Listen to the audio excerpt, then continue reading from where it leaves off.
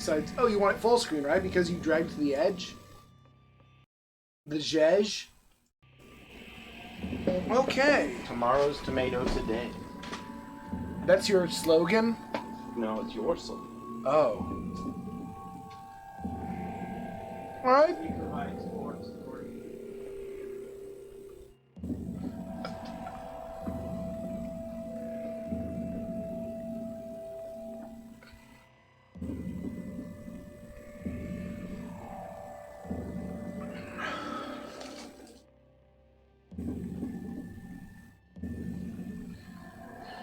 So yeah, in making our character, we have you choose our genotype.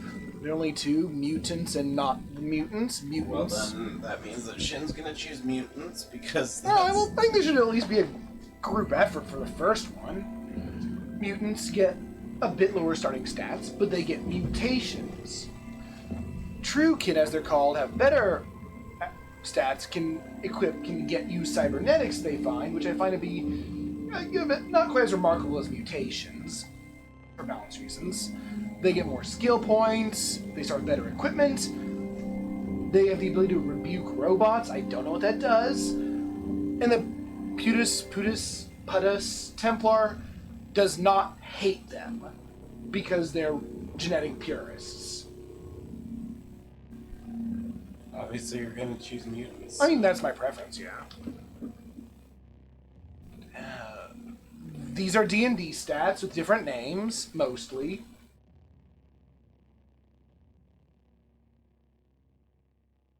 I like to start out sort of equalized. I can't ask you sort of what you're thinking, but you have no context, so that's kind of not very possible. As a theme, it's post-apocalyptic, but it's like extremely post-apocalyptic. It's just basically a new cradle of civilization, but with weird relics of the past.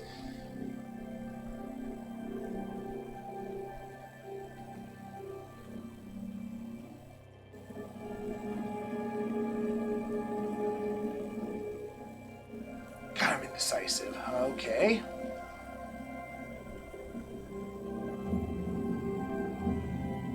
I could just go with... No, I'll go with the Nara build, which was the build of my best ever run on this. Let's see. Agility based. Yeah. There we go. Choose mutations. This is the fun part. Just look at all this. It's great.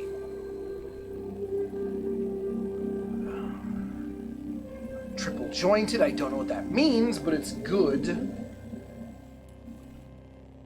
Phasing and heightened quickness. Oh, and night vision, thick fur.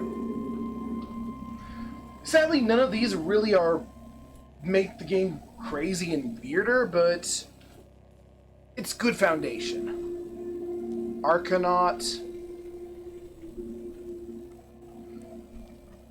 Actually, I'm going to go back and balance out her stats a bit more because she's getting so many boosts to agility. It's getting... well... I feel some of it's being lost here. What else do we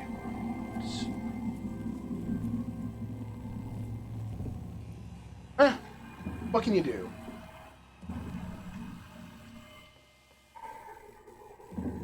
Save this build.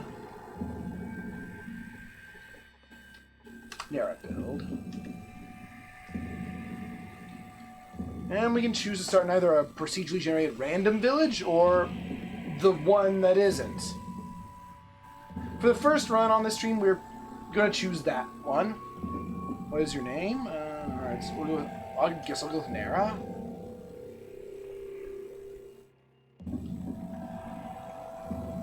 This is a soundtrack that's kind of beyond its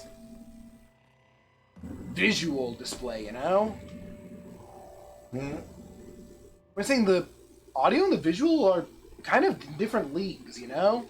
On the 29th of Kisu Ux, you arrive at the oasis hamlet of Joppa.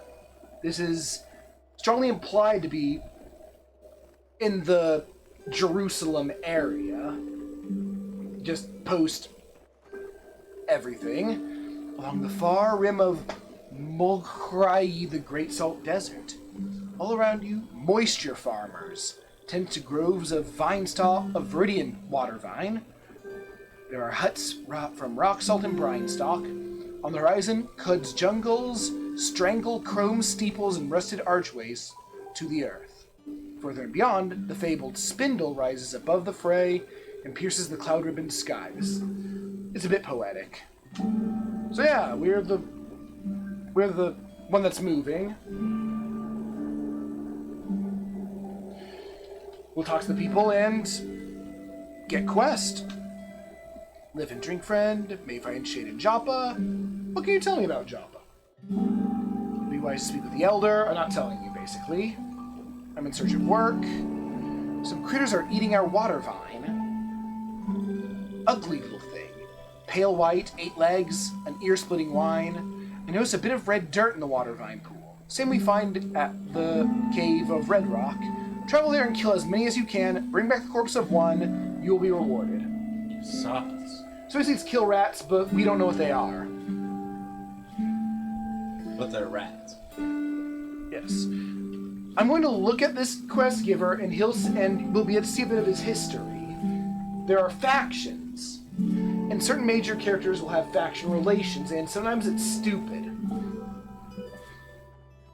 Mehmet, loved by the villagers of Joppa, hated by fungi for worshipping a highly entropic being. Alright. It's usually dumber than that. Talk to this zealot. To the north and west, through the Great Salt Desert, the 6-day stilt splits the earth in two. Seek there the grandeur of Shekinah, first among fathers. Release yourself from the burden of Chrome. Something, something. I'll accept the quest to go there because it gives you a ton of experience. There's a cat over here. I will pet it. That is the correct choice. Tesiphus meows. You start to glow. He basically turns you into a light source temporarily if you do that. Alright, let's get this other guy. Well, no, I need a guy who has this weird relations. I know, I'll get the mayor. He's always weird. No? Okay, this is a weird run. Talk to this tinker here. Tensile strength of Reblon, but lacking in dino elasticity. Retro-threading the M-band would probably... Oh, I didn't notice you there. That's because I was ignoring you. Must you disturb me? What are you, some sort of treasure hunter? At the very least, make yourself useful in bringing me a knick-knack from one of the caves. I may reward you. Alright. That's another quest. And we'll activate Auto-Explore now. Huh? Oh, there it is. Because this is a game with Auto-Explore, which is good, because there's just... Oh! You can also learn the history of... the procedurally generated history of stuff. It's not useful, but it's sometimes stupid. And you can share with factions, but to make them like you. Let's see. Deep in Kalrep, Kushid discovered Tabamu. There she befriended newly sentient beings and reflected on the meaning. Oh, we discovered a location we can go to for experience. A quest that no one is holding us to.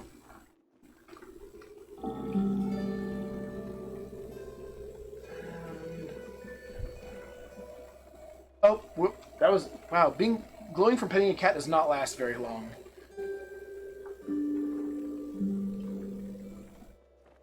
There's a shrine to future Jesus. Alright, onward then. Towards our first quest.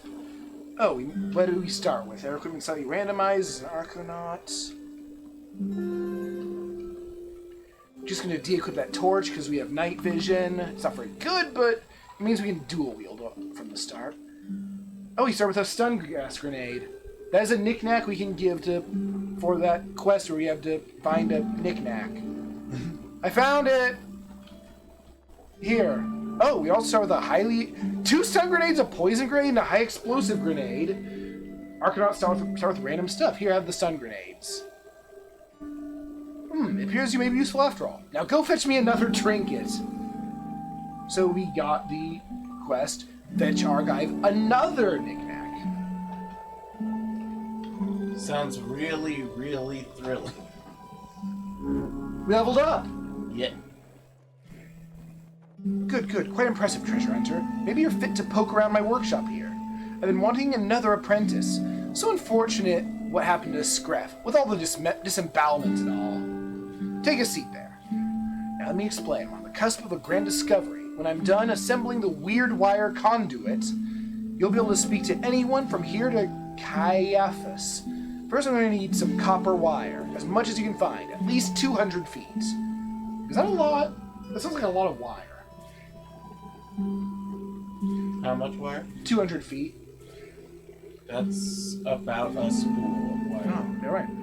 You should be able to scavenge enough from the rust wells in nearby caves. All right. Now our quest is to find wire, but apparently we can rifle through his stuff without him caring. That's how stuff works, right? So let's see. Steel arrows, wood arrows, a mask, a burnous, I think it's some sort of cloak, a weird artifact. There's an identification system based on your intelligence. Ours is average. I'm confident. If you fail badly enough, you'll break it. It's a thermal grenade. Okay. And a masterwork bronze dagger. Okay. So everything is knives and grenades so far. The knives I'm fine with, because we're going to be a short blades build. And what's in this chest? Cloth overalls. We don't care about that. Vine wafer. It's food. This is like the game where food is the least necessary for survival of any roguelike. Water isn't. Water is needed. Copper nugget. Alright, nothing that big, but we got a better knife. We'll go north to look at another shrine.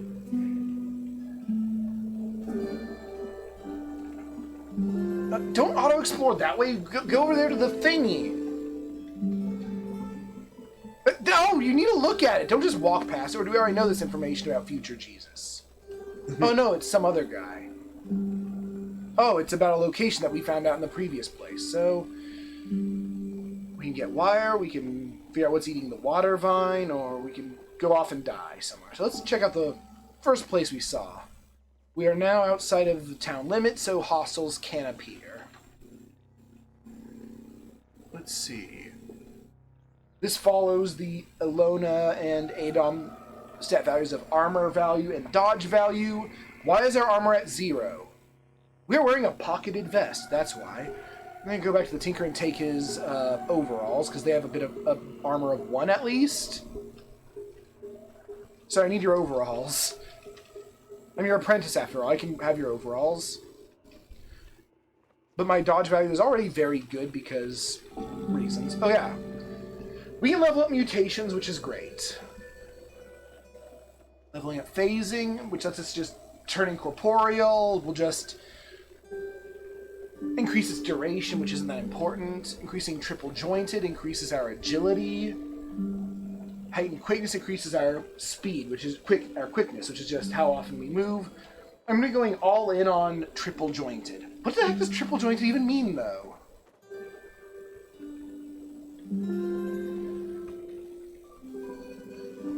This has Zelda-type screens. You might have noticed. Something died over here. It's a glowfish. It's a fish that glows. Is it able to be food? Yes, but... Alright, let's see. Abilities. Make camp. We'll set this to the equals key. Look, we made a camp. We can use it to... Rest one night. No, to activate the cooking menu. We can whip up a meal. Let's do it. You toss a blade of grass, a scribe's left hand, a free diaphanous wing, and an aniseed into a pot and stir. You eat the meal. Yeah, that's how you food. You don't even need anything in your inventory. You'll just scrounge up random junk from your surroundings. Unless you actually have the cooking skill, then you can make, like, food that buffs you. So no, starvation is not a threat.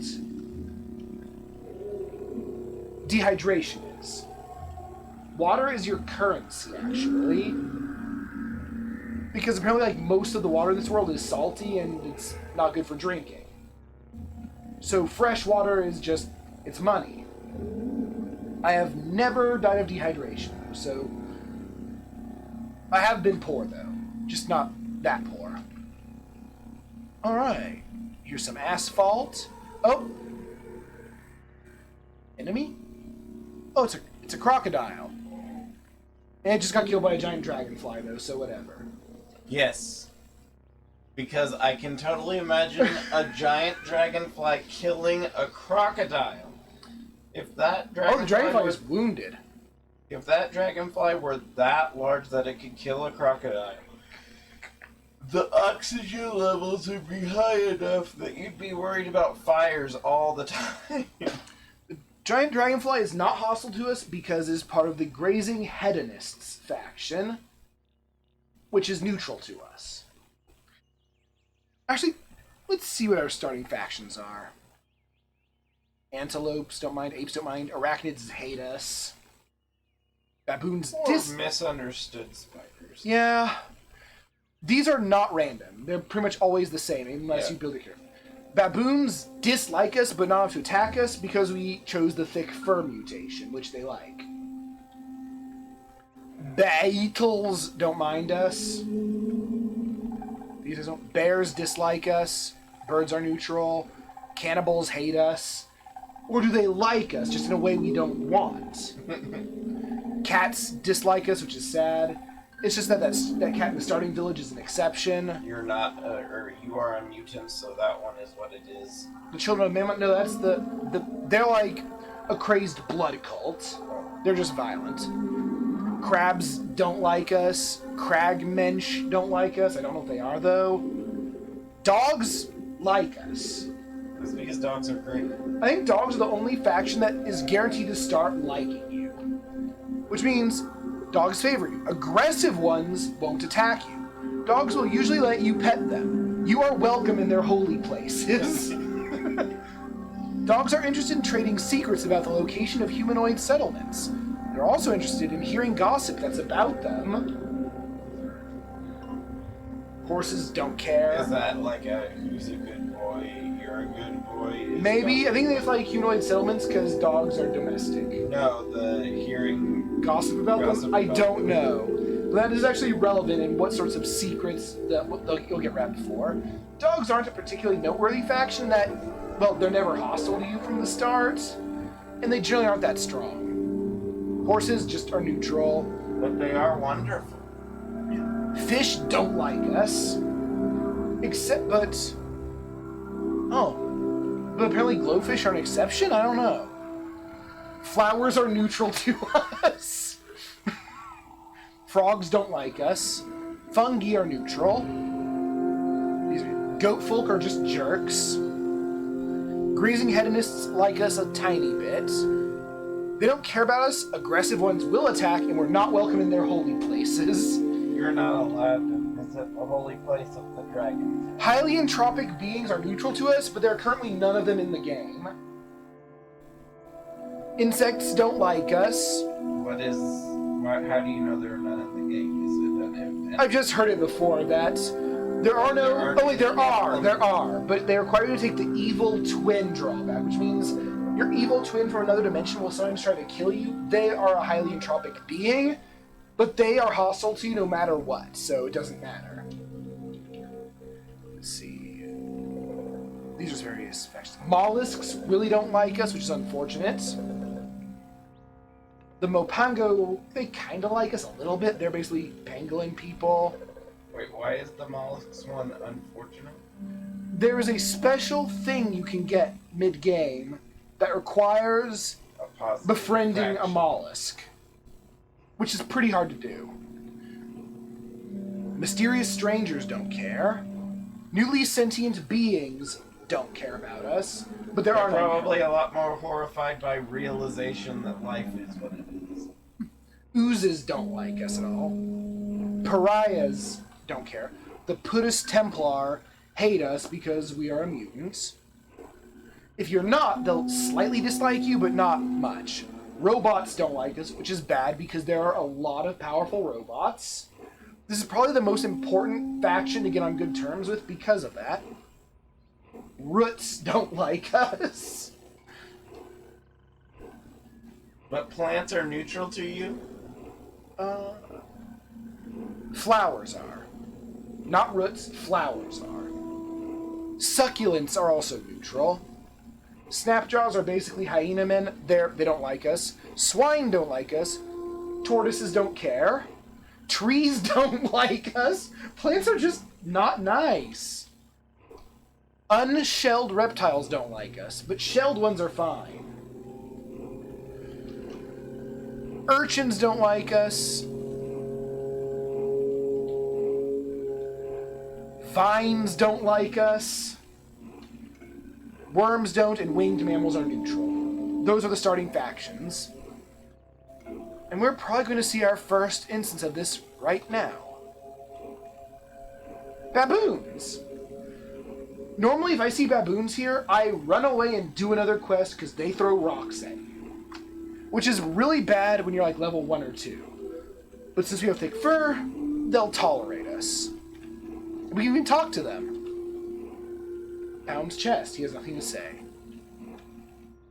Oh, it's dark. We've arrived at Red Rock. Now I just need to find the way in. They say you should not go to Red Rock first because bad things happen here, but I've researched enough to know that bad things happen anywhere. It doesn't matter.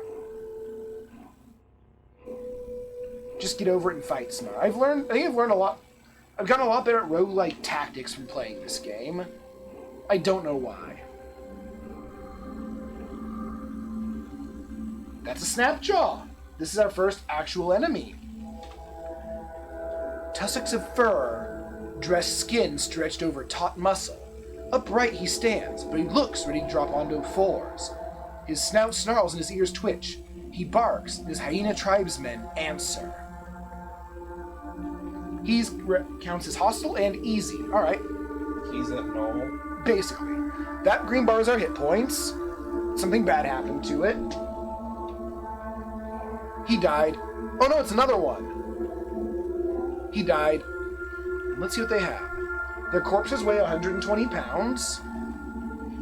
Ooh, a nullworm skull. We can wear this as a hat. Can you butcher this bodies just like that? You can butcher some of them if you have the butchering skill. Which, we can't these and we don't have it. We can just eat their corpses, but this is not particularly helpful. Two-handed sword, staff. We could sell them, but they're not worth much relative to their weight. These are vines, jilted lovers.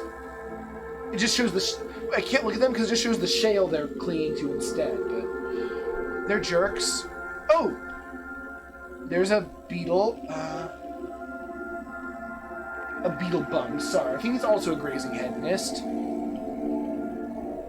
It's neutral to you, whatever. Yes, it is. And it's pretty tough. And I think it just went in the darkness and killed a Snapjaw. Yes, it did. Oh, trash. We can find stuff in it potentially because we have that skill.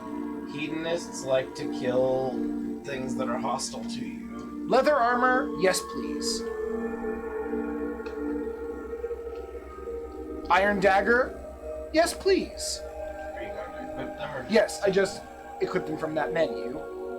Ooh, it's a campfire. There's a chest, what's in it? Steel arrow, poison gas grenade, I'll probably sell it.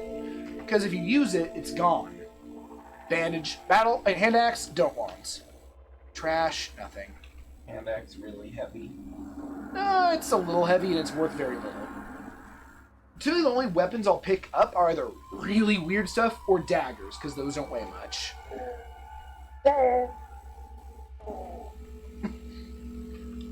Engraved? Sounded like a Kremling. Oh! Look, if it's engraved, you can look at it to learn some history. Inside a colossal star in a bottle, Jashir cemented his friendship with mysterious strangers by marrying Nirok. Inside a colossal star in a bottle. Okay, first question. How do you engrave cloth? Like there's like they sew in a plaque to the front and they engrave the plaque. Oh, I was thinking maybe they like engraved all this information on just the buttons of the overalls. Ooh, a Desert Chris. That is a blade we want to equip. Now we're dual wielding iron, which is better than bronze, according to everything. That's I a don't know bat. that that's true. I think there might be uses for bronze that are better than uses. That is a bat. Iron. Reasonably, the bat is part of the winged mammals faction, which is solely comprised of bats, actually. In real life. That is a giant centipede. He doesn't like us. So Average and hostile, he will move in to attack us, but the bat is also attacking him because bats hate centipedes. Or something. That's the sound a centipede makes. you almost died. Yeah, I'm gonna rest now. Oh, then the bat ran over to attack the vines and it got killed by them. It got killed by the vines. Yeah, and we're getting attacked by... Oh, we're getting shot by a Snapjaw with a bow. Enemies in this tend to be a bit BS with their vision range. I'm gonna hide behind this beetle bum. I am safe here. Because, well, he's neutral to me and hostile to them, and... Alright.